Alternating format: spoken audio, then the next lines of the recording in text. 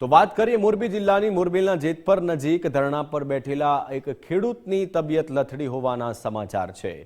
તો છેલ્લા કેટલાક દિવસથી આ ખેડૂત ધરણા ઉપર બેઠા હતા, એમની તબિયત લથડી છે। જાણકારી મળી રહી છે મોરબીથી, મોરબીના જેતપરમાં ધરણા પર બેઠેલા ખેડૂતની તબિયત લથડી છે।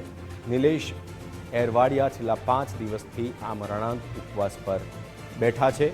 નિલેશ એરવાડિયાની તબિયત લથડતા તેમને મોરબી ખાતે લઈ જવામાં આવ્યા હતા। વીજ લાઇનના વિરોધમાં જેતપરમાં તેમના દ્વારા આ આંદોલન ચાલી રહ્યું છે। મારા સહયોગી રહીમ લાખાણી મારી સાથે ફોન લાઇન પર જોડાયા છે। રહીમ, શું અપડેટ છે? અત્યારે જે ખેડૂતની તબિયત લથડી હતી એમની સ્થિતિ શું છે?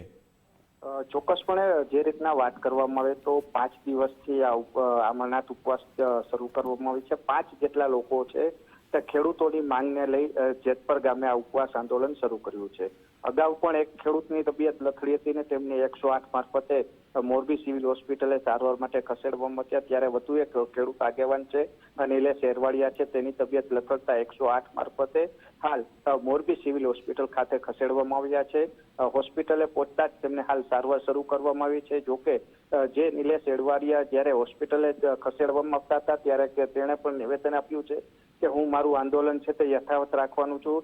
કોઈ પણ સંજોગે ખેડૂતોને ન્યાય મળે તે માટેની માંગ છે તેમના દ્વારા કરવામાં આવી છે। જી રહીમ, સવાલ એ છે કે જે ખેડૂત આ રીતે અમરણાંત ઉપવાસ પર બેઠા છે, વીજ લાઇનને લઈને વિરોધ કરી રહ્યા છે, તો એમના દ્વારા કોઈને રજૂઆત કરવામાં આવી છે કે નહીં? અને બીજી વાત, એમની રજૂઆતને યોગ્ય રીતે સાંભળવામાં આવી છે કે નજરઅંદાજ કરવામાં આવી રહી છે?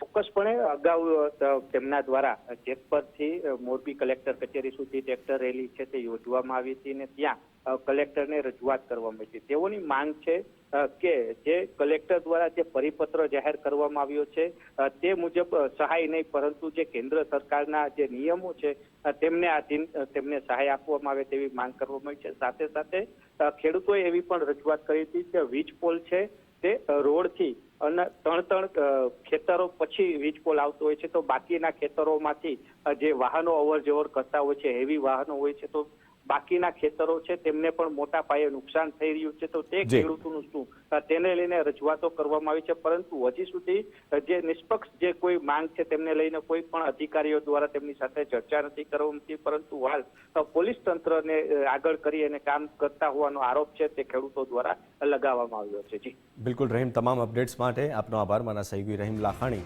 ઓનલાઈન પર આ માહિતી આપી રહ્યા હતા।